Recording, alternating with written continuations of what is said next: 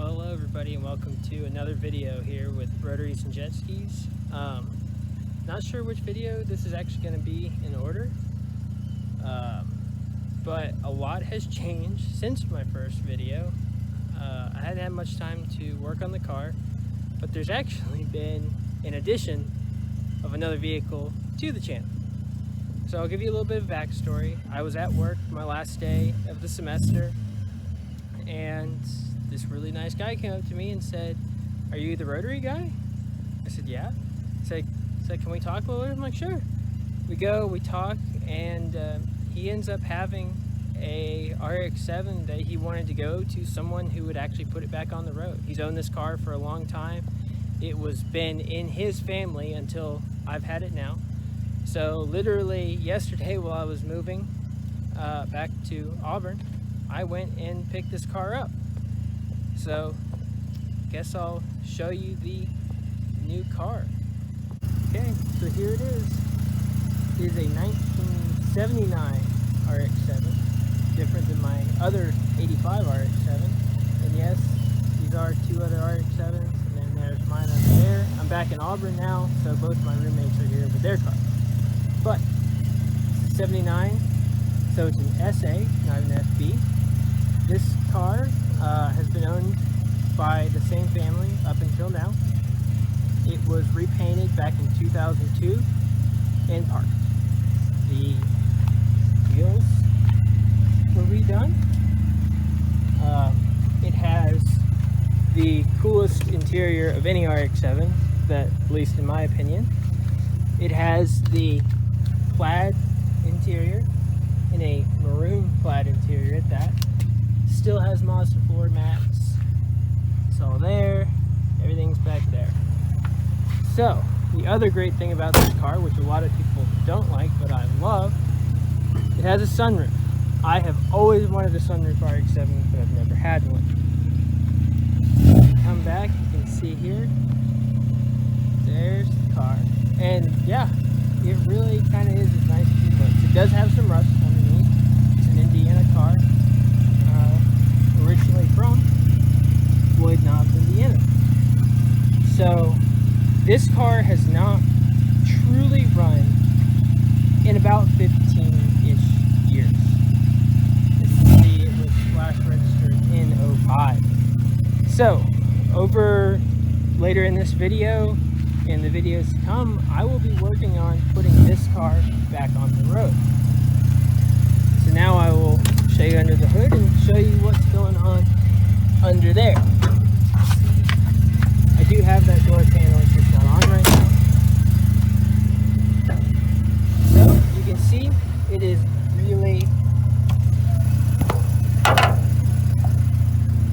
really stock under this hood. Still has a Nicky. Someone's redone vacuum line, factory radiator. Looks like a factory alternator. But currently there are no brakes, but it came with a new master cylinder, and hopefully the calipers will be good. And the tank is currently clogged. Judging by that, it looks like the heater core might be leaking if they put a cutoff valve in it, which that would be a bit of a pain. But overall, everything's here. I will start by getting the motor ready to run again. I'm going to go through, and I am going to cheat, okay? So as you know, I do a lot with these cars, and there's a lot of stuff that bolts onto the side of these intake manifolds and everything that creates vacuums. I mean, look. Oh, that's not right. I thought that was vacuum. I am going to just, to start off, slap another intake manifold on that has already been de-emissions and has block-off plates on it. And I'm going to put another carb on it that I've made in the past that I know works. Now, I will be going through in other videos and decommissioning this intake manifold and this carburetor, going through and talking through what jets I think are right for this setup. Now, as you can see, this right here has an It has a racing beat header, pre-silencer, and then a random muffler out here around that. So, to start off, I will pick back up once I have some of this off and you can see the carburetor. So I'll pick back up there. Okay, so I got the air cleaner off now. Nice little surprise inside, there's actually a K&N air filter in there. But, as you can see now, there's a lot of emission stuff that goes on these motors when they're stock. And, well, I'm going to get rid of pretty much all of it. I know there's going to be somebody out there that's like, no, leave it. But you know what? All it does is make life a lot more complicated. So, I'll go through, see if I can prop the camera up, or maybe I can get someone to hold it. Maybe I can do a time lapse of taking this carburetor off, so then I can get to the intake manifold and I can actually pour some ATF into the combustion chambers and spin it over a little to make sure everything's freed up inside and the apex seals are popping back out. So I'll get to taking this junk off. Okay, so I didn't have a place to prop up the camera. I got a tripod, hasn't come in yet. Move it up in the wall, guys. Just give me a minute.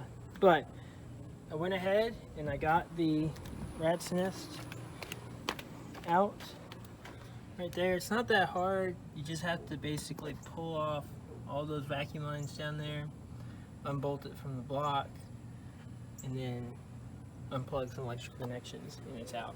Now I did save the rat's nest in case for some reason the car I ever want to put it back to stock. I have it,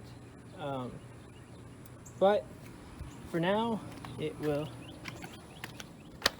sit in that box. Next I'll probably take out the cruise control, and then I'll probably try and take the carb off. I might even try and take this air pump off today because I don't need that. For now though, I will be leaving the AC compressor in the car. So I guess I'll get to taking everything else off.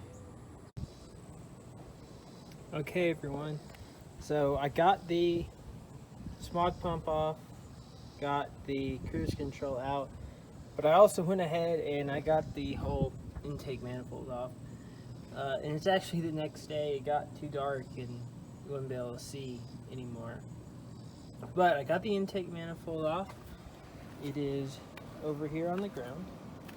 And what I'm going to do next is I'm going to de-emissions this thing by taking off this big chunk over here, putting a plate right there, and then I'm just going to clean this thing up.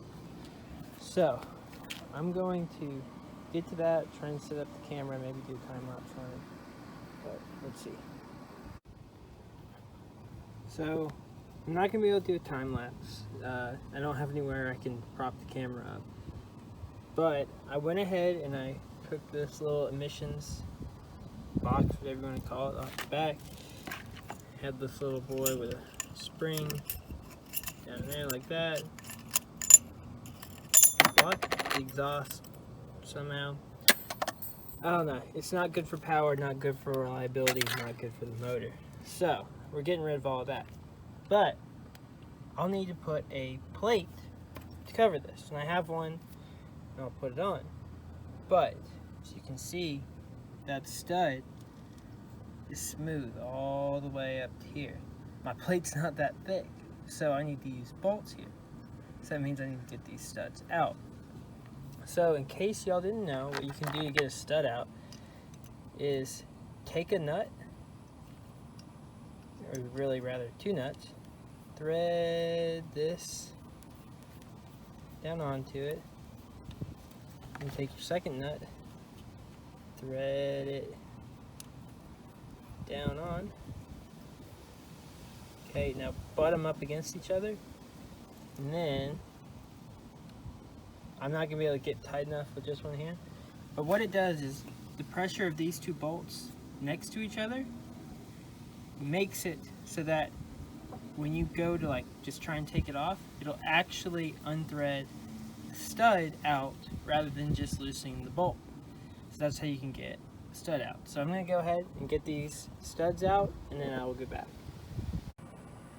Okay y'all, So I went through and I did finish good enough deemissioning this intake manifold. I actually went through and I took the emission stuff and I essentially just JB welded all of the stuff closed because it's never going back on this intake manifold. But I did that and then I realized, hey, previous owner of this car said that it was really, really loud. And then I'm like, you know what? This intake manifold doesn't have a little port right here. But if you look in the motor has the third exhaust port. So that intake manifold was covering about half of that, and the rest of the exhaust was just going out. So I bet this thing had a massive exhaust leak.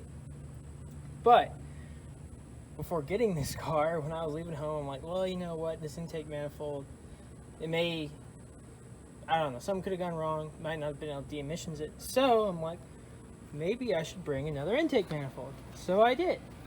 This is one that came off of one of our race cars. It's been on there for quite a few years. This is a later model one, and it has the port for the exhaust right there. This one used to have the anti-backfire valve. That's been deleted and sealed off. This one has block-off plates on it, like more real deal block-off plates on it. So this is actually the one I'll be using to start off. I guess I will just put that one on the shelf and keep it around.